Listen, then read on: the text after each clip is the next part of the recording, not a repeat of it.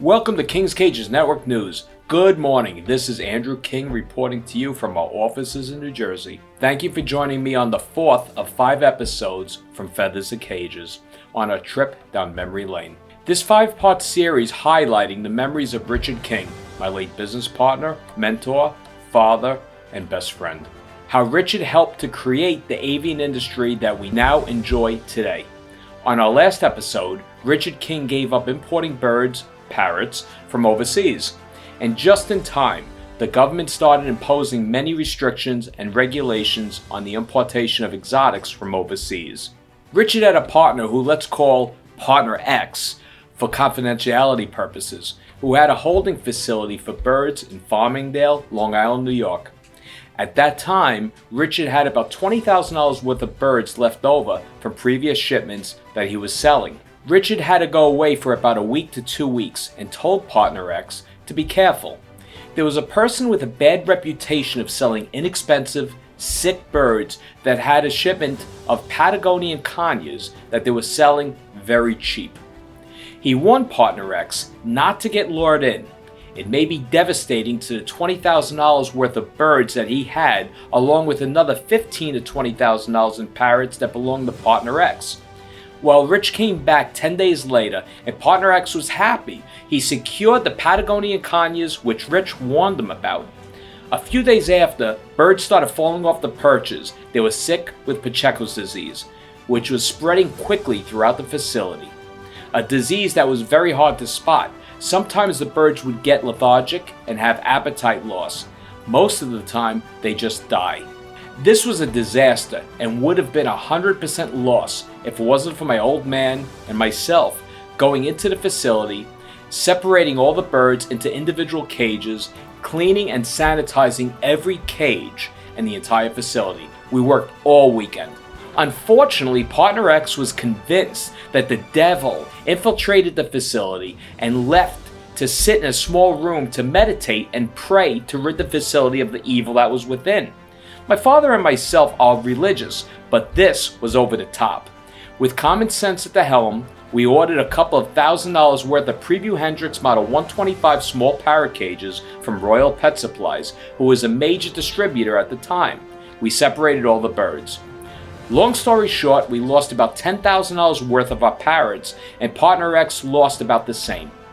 1 week later, Partner X came back saying he rid the evil out of the facility and refused to pay for the couple of $1,000s that was owed for the cages. This caused a huge rift between Rich and Partner X. For the past year, Partner X was selling bird cages as well, and had a metal manufacturing company whose owner mortgaged his house to secure the special equipment, and was manufacturing bird cages in West Babylon, New York. They were selling cages in the tri-state area. We also knew that he sent one of these cages to Taiwan to a metal manufacturer to try to duplicate cheaper, and they sent a sample back to him 1 month prior. This rift was bad. Partner X blamed the old man and myself for causing more of an issue, instead of thanking us for recouping half of his money and not losing all of the birds. Richard got in touch with the manufacturer of the cages in West Babylon and told him that he wanted to buy cages himself. The manufacturer refused, saying he was friends with Partner X and would not hurt him. So Rich told him about the sample cage from Taiwan that was in his facility. Not believing Rich, he went into Partner X's facility and saw the sample. He was so upset. He had a huge mortgage, expenses, and now was all at risk due to Partner X wanting to go to Taiwan for the cages. He called Rich crying, "Can you please sell these cages?" Dad was great on having the ability to read the future and predict the trends. There were only cheap, old-looking, round Mexican wrought iron bird cages at the time. He thought, why would somebody want to put a beautiful parrot into an old, ugly, round-looking cage? Customers want a beautiful piece of furniture to show off their beautiful pet bird. He said to the manufacturer, "Listen to me, I will sell you cages, but you need to make the changes that I request." The old man's plan was to hit the major trade shows in Atlantic City and Chicago at the H.H. Backus shows to get sales moving. This was a huge expense at the time, but Rich was reading into the future. The old man and I started routes all over the tri-state area, the same as with the parakeets. Now we are distributing two models of birdcage, the 212-12F and the 322-12F. After 1 month, Partner X got in touch with us threatening a patent lawsuit. Seems that Partner X was smart enough in having a patent on a special feature he had, which was an interchangeable pyramid to playpen top. After 2 weeks of negotiating between my old man and Partner X, Richard convinced him of his wrongdoing in a Patagonian Kanye issue, and that he was at fault. Dad took him to dinner, and Partner X assigned Dad the patent for $1 US. Dad figured he lost about $10,000 due to Partner X's incompetence and bad decision making. This would have been the cost of a patent at the time. They remained friends for many years after. Unfortunately, the manufacturer in West Babylon had another hobby, career, that took precedence over the manufacturing. He could not keep up with the demands of production and the changes Richard wanted. Then every order we placed, the price kept increasing, and it was hard to establish a stable pricing structure for the distributors and the stores. Rich had Jeff Levy, his contact from importing the Amazons, who was living in El Salvador at the time, who also had contacts in Mexico. The old man sent samples to Jeff, which was sent to Mexico as well. Unfortunately, the quality was horrible and very unreliable. Richard knew that customers demanded better, so he adapted the same high standards for the cages as he did for the shipments of parrots we used to bring in. We started to develop a small but great reputation at that time, so the factory in Taiwan got in touch with us, and off to Taiwan we went.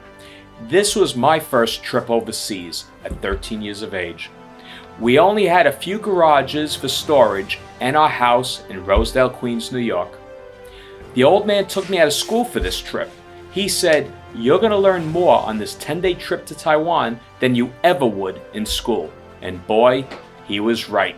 Make sure next week you tune in for our final episode from Rosedale and Taiwan to Warehouse and the world. In honor of the old man, for this entire month of January, our distributors will get free freight on all orders over $10,000, pet stores free freight on all orders over $3,500, and 10% off to all our retail friends. Okay, enough of this history. Let's have some fun. The time you all have been waiting for. Let's see who will be the winner of $300 worth of liquid products with a retail value of almost $1,000. So okay, Mr. Dan Poley, let's do it. Let's spin that wheel. Spin the wheel of profit! All right, let's spin that wheel of profit.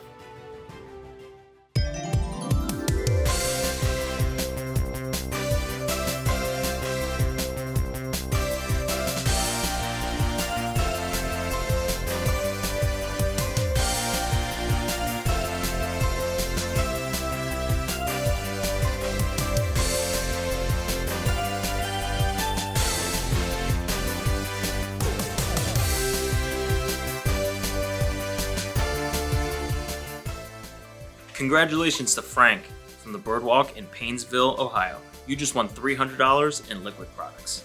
Back to you, Andrew.